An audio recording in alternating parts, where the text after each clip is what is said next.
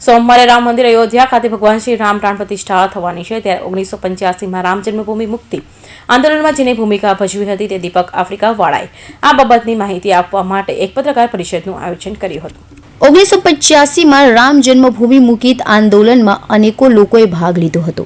ત્યારે સુરતના એક સમયના ભાજપા કોર્પોરેટર એવા દીપક આફ્રિકાવાળાએ તે સમયે ભગવાન રામના વેશમાં સુરતમાં પ્રચાર કરતા હતા અને જ્યારે બાબરી મસ્જિદ ધ્વસ્ત થઈ તે સમયે રામના વેશમાં પોતે અયોધ્યા ગયા હતા। ત્યારે પછી શું થયું, સુરત કેવી રીતે આવ્યા તે બાતમી માહિતી આપવા માટે દીપક આફ્રિકાવાળા દ્વારા પત્રકાર પરિષદનું આયોજન સોની ફળિયા સ્થિત આચાર્ય સમાજ ભવનમાં કરવામાં આવ્યું હતું, જેમાં વધુ માહિતી આપી હતી। હું દીપક આફ્રિકાવાળા, પૂર્વ કોર્પોરેટર અને પૂર્વ સિનાઇટ સિન્ડિકેટ મેમ્બર વી નર્મદ દક્ષિણ ગુજરાત યુનિવર્સિટી।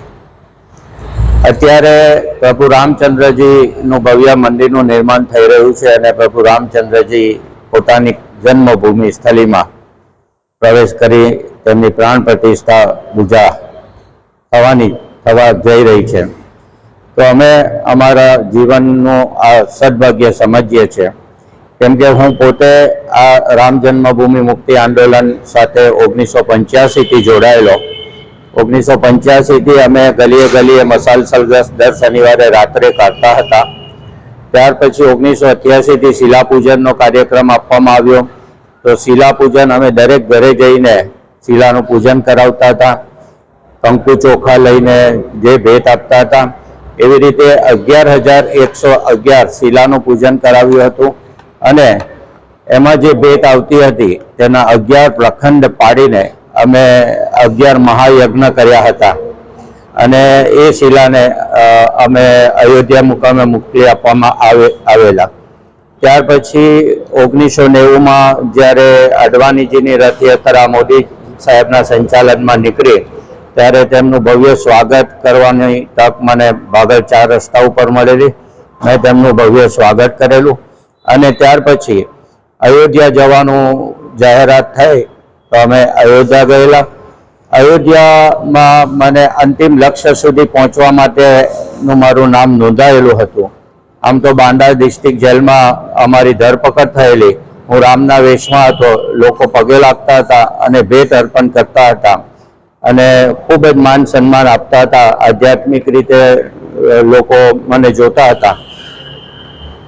ત્યારબાદ જેલમાંથી રાત્રે ઉમા ભારતીજી મને લેવા આવ્યા, કારણ કે અંતિમ લક્ષ્ય સુધી પહોંચવા માટે મારે જવાનું હતું। તો ઉમા ભારતીજી અને વિનય કટિયારજી જે ત્યાંની સંચાલન વિશ્વ હિન્દુ પરિષદનું કરતા હતા, તેઓએ મને બાબરી ઢાંચા સુધી પહોંચવા માટેનો માર્ગ બતાવ્યો અને બાબરી ઢાંચા ઉપર પહોંચીને મેં ભગવો ધ્વજ લહેરાવેલો। ભગવો ધ્વજ લહેરાવ્યા પછી તાત્કાલિક ફાયરિંગ ચાલુ થઈ ગયેલું અને જે લોકો બાબરી ઢાંચા ઉપર ચડેલા તેઓને ફાયરિંગમાં મોતને ઘાટ ઉતારી દીધેલા અને ત્યાર પછી હુલ્લરો થયેલા, એમાં હજારો લોકોની હત્યા થયેલી અને હું લપસીને ગુંબજ ઉપરથી પાછળના ભાગે પડેલો અને પાછળના ભાગે લશ્કર એટલે કે આર્મી હતા, તે મને આર્મીના ટેન્ટમાં લઈ ગયેલા અને મારી સારવાર કરેલી। ત્યાર પછી 3 દિવસ પછી અયોધ્યા રેલવે સ્ટેશન ઉપર મને મૂકી દેવામાં આવેલો અને હું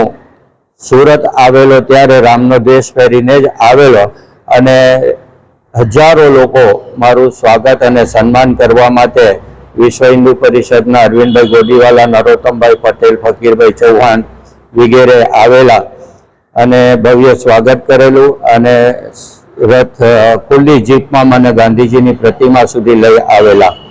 ગાંધીજીની પ્રતિમાથી ગોરડો રોડના કાર્યકરો મને ગોરડો રોડ ઉપર લઈ ગયેલા અને ત્યાં ઉપવાસ પર બેઠેલા કાર્યકરો હતા, તેમનો ઉપવાસ છોડાવવાના હતા અને ત્યારે એવો એક નિર્ણય કરવામાં આવ્યો કે આ જગ્યા ઉપર જ આપણે રામ મંદિરનું નિર્માણ કરી લઈએ।